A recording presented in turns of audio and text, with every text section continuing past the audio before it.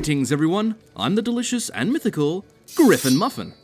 I think we all have those moments in our lives when we sit down and mull over what drives us, where that drive comes from. Is it inside us all along, or are we inspired by things around us? Do we truly have free will, or are we always beholden to some higher power? In most stories, this sort of existential tumult is most often seen during crises that humanity has to solve or deal with, or in the case of Pillars of Eternity 2, the collective kith of Aora. I completed Pillars of Eternity 2 a few months ago now, the sequel to the 2015 release of what could be deemed the re-emergence of the CRPG. Developed by Obsidian Entertainment, who have developers linked to the old Black Isle Studios who are responsible for forging the CRPG staples such as Icewind Dale, Baldur's Gate, and Planescape Torment. In Pillars of Eternity 2, it seems that Obsidian's ability to create a great RPG is still in their roundhouse. In 2018, Pillars of Eternity 2 was nominated for the following awards: Best Role-Playing Game at the DICE Awards, Best RPG at the Game Awards, and Best Storytelling at the Golden Joystick Awards, while also being voted Best RPG in PC Gamer Magazine in 2018. This to me is a good indication that the storytelling in this game is worth diving into. Is the story and its quests really all that it's cracked up to be? Does this game give you that sense of controlling your lofty destiny? And does this make you sink into an immersive, rich world? Well, hopefully I can answer such questions in this video.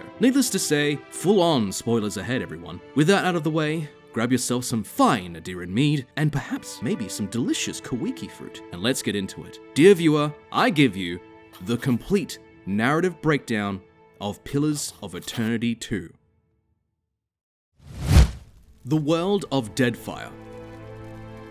The first stop along our journey is to explore the world the Pillars of Eternity series is set in, a world called Aora, a world where its people, or kith, have a deep spiritual connection to the established pantheon of gods.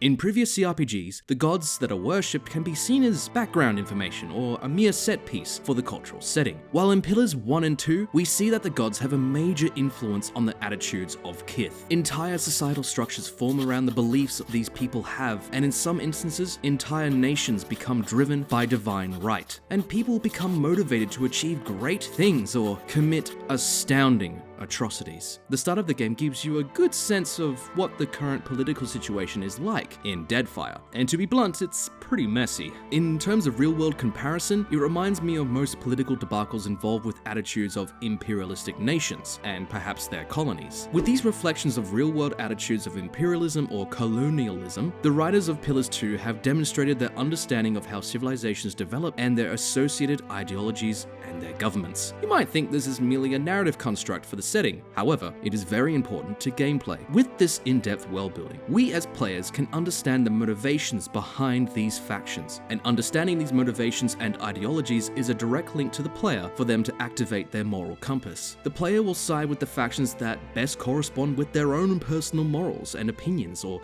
explore the character they created through their role-playing. So let's explain a bit more about these factions. There are two foreign powers, the Valiant Trading Company and the Royal Deadfire Company, which are trying to wrest the resources within Deadfire from the native Huana. While they are not outright conquering the Huana, their method of gunboat diplomacy is less than welcome. The Valiants have interest in trading in Deadfire to bolster a recently formed collection of fragile republics, and the Rauataian's Royal Deadfire Company want to find ways to escape their storm-ridden homeland. The Huana live in the shadow of their forgotten legends of a bygone utopia. You also have the Principi San Petrena, who are basically a fleet of fancy bureaucratic pirates. These factions have understandable motivations for their actions to secure their place in Deadfire. These actions, though, can be morally ambiguous at times. In Deadfire, no one faction seems to be the bad guy at first glance. You often have to discover more tokens of information so that you can come to your own conclusion of a certain faction. You could think of one faction as pretty decent at one part of the story,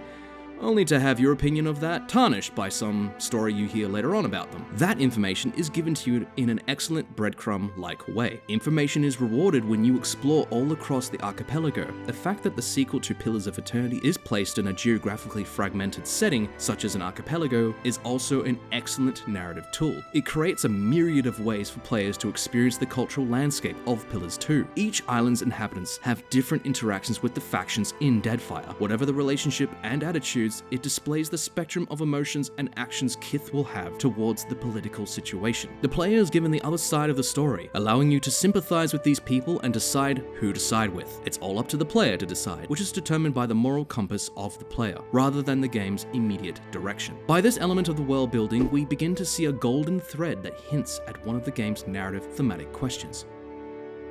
What do you think of the situation? And whose side are you on?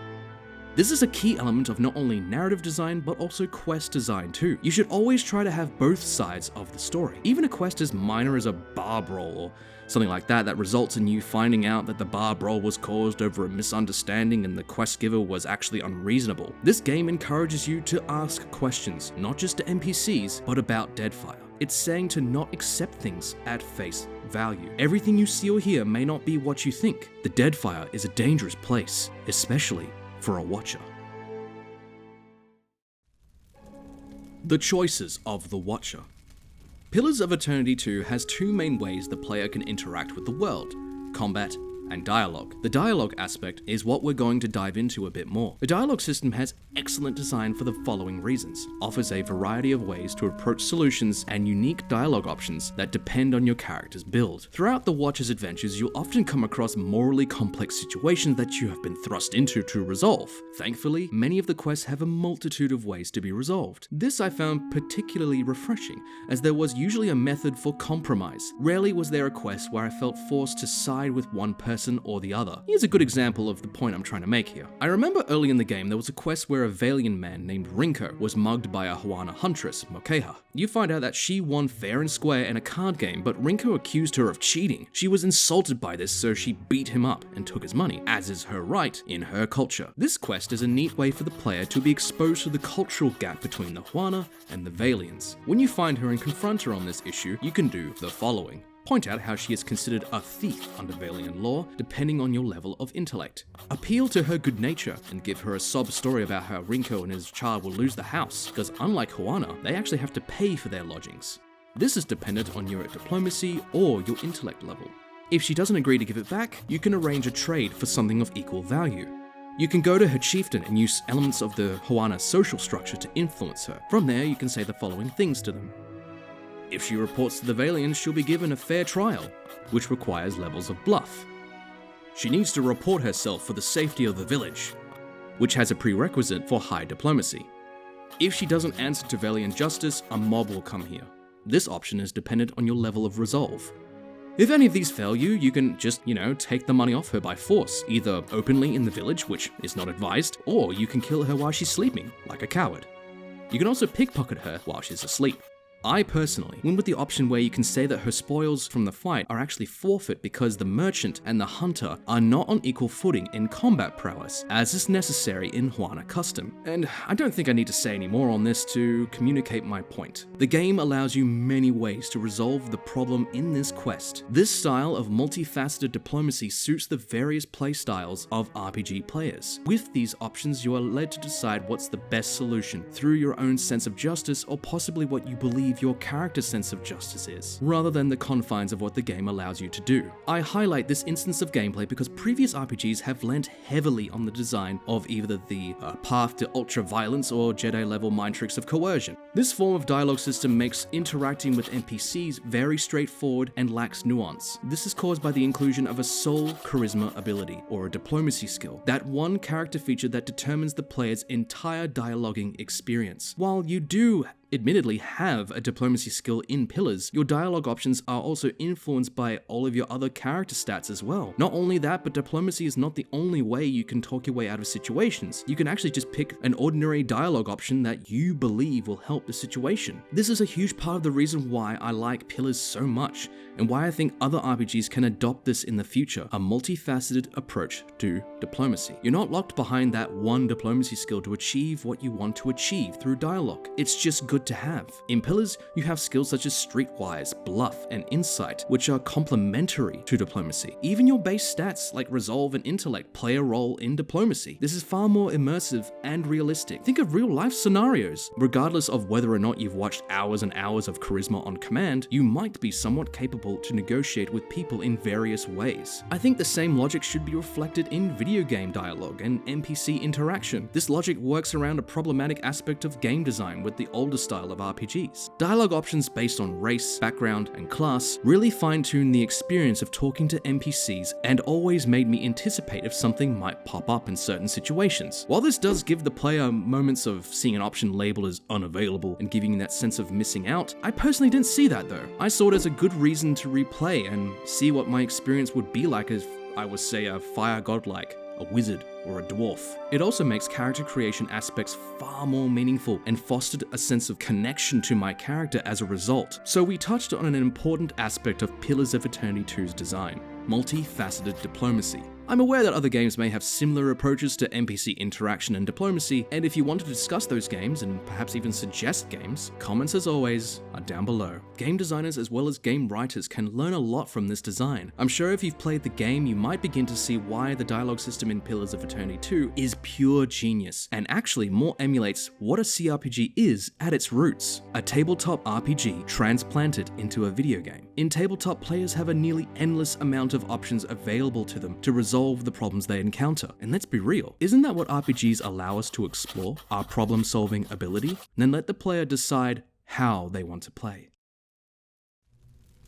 The Watcher and his crew.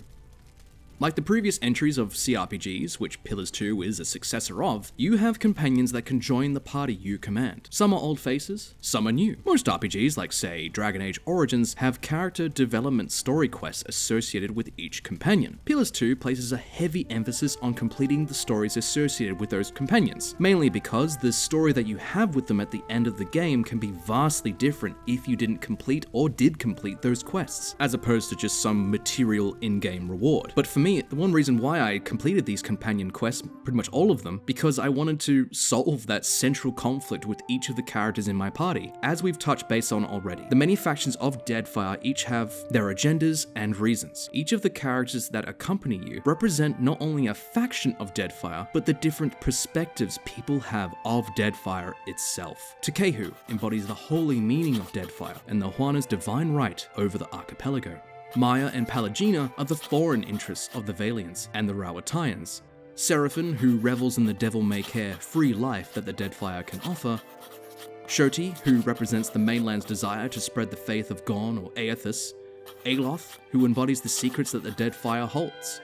And then there's Edda, and I have something to say that might rattle a few cages. I think Edda is the most important companion in Pillars of Eternity 2 for the storytelling experience. He is the perfect reflection of what you, the player, are experiencing. A stranger in a strange land. Like you, he's unfamiliar with the people and their culture, a person thrown into the deep end of a complex situation. Although your character may have the Deadfire background or even be Huana, this is the player's first time in the Deadfire. Edda represents just how unprepared you are for what lies ahead, and that is an important tie for the player to have this feeling that you're in a strange land. You see, beside Edda being the typical comedic relief member of the party, being ruggedly handsome and voiced by the man himself, Matt Mercer, he's the Watcher's true friend. Edda doesn't really have an agenda, he just joins the Watcher at the start because he heard you were hurt and he's just looking out for you, which to me is really refreshing in a CRPG. A companion that doesn't have the burden of nobility, an ordained destiny, a troubled past, or some lofty goal. He just follows the Watcher out of friendship, so it's interesting the sort of side quests or personal quests that he receives in both games. They're both about family. The first game is about his brother, and in the second, it's about his possible son. So why is this important exactly? In my opinion, these quests communicate to the player why Edda has developed the bond that he has with the Watcher and various furry animals. If I'm not supposed to pet him, why is he so soft? He's just an all-round decent person. He cares about those closest to him, and he goes to great lengths to make sure people are okay. For me, when I played, Edda actually influenced a lot of my decisions. As the typical chaotic neutral rogue that I roleplayed in the game, at one point I pickpocketed a group of Aethasian missionaries, and Edda did not like it. He told me off and everything, said he'd leave if I did anything like that again. Honestly, it scared me shitless, so I didn't steal much after that. Then, as I was just wandering around, Edda just stops to me and says, "But I gotta say, I appreciate how you've handled things. Times like these, staying decent's not as easy as it sounds. Not that you don't have a darker side to you, but it hasn't gotten in the way." Which, I don't know, might sound a bit silly, but it made me feel good, you know, like my actions to avoid being a thieving bastard didn't go unnoticed. But he follows up with something that really blindsided me. I've been meaning to ask though, how is it you never seem to lose your way through all this? What is it tells you you're on the right path? And I just had to pause and think really for a moment. At that moment, I was forced to ask myself, what is my moral compass in this game? What is the determining factor that influences the decisions I've made in this game so far? I'm pretty sure I just sat there for 10 minutes deciding what to say back. I reckon RPGs should do this more often. You know, make the player evaluate their decision making in the game. The companions could directly, or even the game itself through gameplay somehow, should indirectly question the player. With this mechanic, players will be more included in the story unfolding and gain a feeling that their actions have real impact in the virtual world. If Pillars of Eternity 2 can teach us anything about how to make our RPGs better, it's the inclusion of a character like Edda more often. And if you, dear viewer, have experienced this sort of mechanic with RPG storytelling recently, yeah, feel free to let me know down in the comments below. I'm really eager to hear. The pillars of the story. There are several story threads woven into Pillars of Eternity 2. In this part of the video, let's extract the core story skeleton, like themes and narrative elements or story threads. We've briefly discussed the examination of expansionism and imperialism effects on colonial conquests earlier in the video. And to be honest, that doesn't require any more attention compared to the more poignant elements in Pillars 2. Examination of the human condition, in particular the aspects of our potential and what unlocks that potential. The core theme of Pillars of Eternity 2 is a two-parter. First, the statement. Humanity is capable of great and terrible things when they're utterly and fervently devoted to something. This statement is pretty self-explanatory and, you know, there's not a lot to it. But stay with me here. The story of the sequel then throws this statement into a thematic question. Does this potential stem from Kith devoting themselves to something like a higher power, or is it with them all along? Are they capable of summoning this potential independently without a higher power? In this thematic questions, you have two characters that embody the two ends of the spectrum, the gods, Aethys and Woedica. But let's explore that a bit more by unraveling the story and my personal experience. In the first Pillars game, I rolled an elf rogue who hailed from the Deadfire originally as a raider. I kind of imagined him as a pirate. So it was exciting when my character, Robin, was thrust back into the archipelago at Barras' behest, and also to claim a piece of my soul that Aethys nicked off with. One thing to understand is that I sort of roleplayed as Robin while playing Pillars of Eternity 2. Most of my decisions were made with the thought of, what would Robin do here? As I began to play the game of realpolitik with the Valians, Rauataians, Principi, and the Huana, I slowly began to sympathize with the native Huana. Even though my character spent decades sailing around the surrounding waters, raiding indiscriminately, he always had a warm place for the Huana, who took him in as an orphan in Nekataka. It was in this experience he developed his attitude of survival of the fittest and a clear picture of the cruelty and the kindness Kith are capable of. As I began to pursue Aethys across Deadfire, at Margren's teeth, the re-embodied god in a colossus made of pure Adra told me that he intended to destroy the very thing that makes reincarnation possible, that gives the power to the gods that ensure Kith's dependence on them. Aethys was going to destroy the wheel. For most of the story after this event, he waits for you in Ondra's Mortar, an area of the archipelago embroiled with chaotic storms that make sailing through it a death sentence. Within the maelstrom lies the lost city of Ukaizo, the fabled city of the Huana's proud lineage. There you'll meet him, and the fate of Aora will be decided. Once you tell the news to the factions of the archipelago, the political situation turns from a simmer to a boil. Robin then had to make a choice of who would aid him in reaching the lost city of Ukaizo. Naturally, seeing as the city of Ukaizo belongs to the Huana and that they, by right, should be the ones to claim the city, he asked Queen Onikaza's fleet to sail with him. My ship, Galawain's Boon, was able to safely bank on the storm-ridden city and confront Aethys. There we had a lovely chat about self-determinism, theological disillusionment, and ultimately, the fate of Aora. You know, the usual stuff. My companions like Tekehu, Shoti, and even Seraphim got a chance to be granted wisdom from the God of Light himself. Even Aethys just confirmed how awesome Edda really is. Before we hammer this home, we need to talk about Woedica and Aethys as characters a bit more. As mentioned earlier, Aethys and Woedica stand at opposite ends of the thematic question of the story. Does humanity or Kith deserve the opportunity or even have the potential to guide their own destiny? Throughout your encounters with Aethys, he states that he wants to give Kith the chance to rise up and control their world and their destinies. He believes Kith have the potential to do this. Mortals are already inspired. It is what has pushed them on for hundreds of generations to reach this point in time. While Woedica firmly believes that Kith are inherently weak and will always require guidance in some form for their entire existence. We exist to rule over mortals. Nothing can change that. As the Watcher, the one man who stood before the precipice of change, and with the willing ear of a living god, I knew what I needed to do. Kith needed to be free of the gods. I let Aethys smash the wheel. There is one thing I asked Aethys, though, before he died. When he dies, I asked him to spread his essence amongst the wisest and brightest Kith in Aeora, to inspire them and prevent the gods from regaining control. I affirm this by saying that if someone wanted us to thrive without the gods, then they shouldn't just break the very thing that keeps life going and then bugger off. To me, it just seemed irresponsible. Luckily, he agreed. From there, you are told that he did inspire the greatest minds to work towards the many metaphysical phenomena of Aeora. However, we are not informed if this has determined if Kith will survive the shift of balance in the world now. While it might not be cathartic to witness Kith overcoming the hold of the gods and move forward together towards an atheistic utopia, however, it is satisfactory to know that we had a choice to decide our own fate, which is ultimately what Aethys wanted to grant us. Aethys was a strange antagonist in this story, but he is one I will always remember because he really embodies what an antagonist in a story is supposed to do. He is an opposing force, a character that forces the protagonist, the player in this case, to see their own potential made real, to test us. Even Aethys remarks on this during the final confrontation. You followed me all this way, dodging an armada, navigating an impenetrable wall of storms, voyaging across uncharted seas, with the machinations of gods echoing in your ears.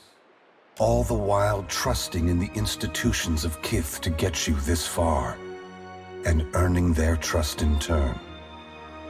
Whatever else happens this day, that much is remarkable. And you know what? It kind of makes you think, right? Maybe we are capable of achieving a lot in this world. Like the real world, I mean. And it is indeed remarkable. And sometimes we just need to be reminded of this. The Wheel's End.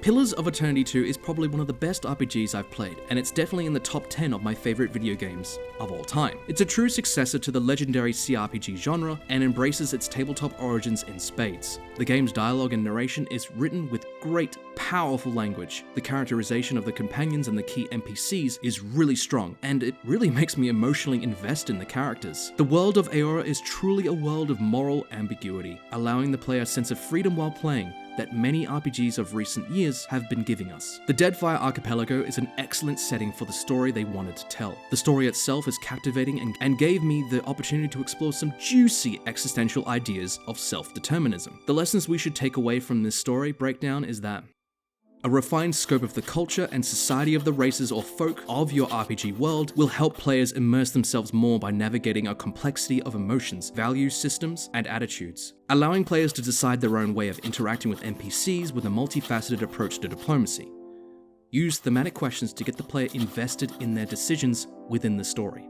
I hope you enjoyed watching this video as much as I enjoyed poring over captured footage, remembering fond moments in this game, and drowning in analysis. And dear viewer, as always, I'm eager to discuss with you what you think. Feel free to comment below. Until next time, happy sailing, and may Andra give you calm seas ahead.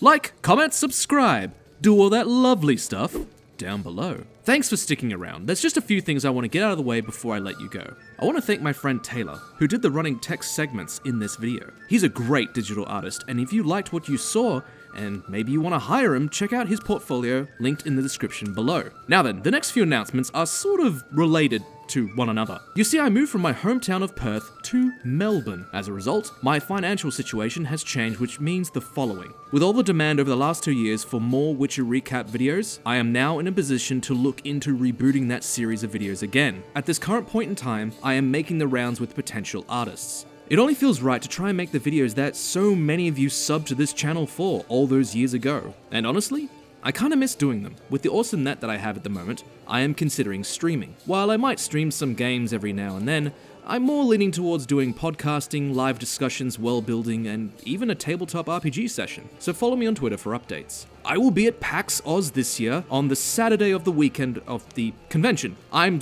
pretty excited, honestly. If anyone has a game that they want to promote that'll be up my alley, feel free to hit me up. But if you're a fellow Melbourneite, Melbourneian? I don't know, a person who lives in Melbourne and are attending PAX, I hope we get a chance to meet up. The last thing I want to say is, if anyone from Obsidian Entertainment is watching this, I want to say thank you very much for giving my wife a copy of the Pillars of Eternity cookbook. My family and I are looking forward to the finest of Aoran cuisine. And well, thank you for your hard work in creating this awesome game. I guess that's all from me.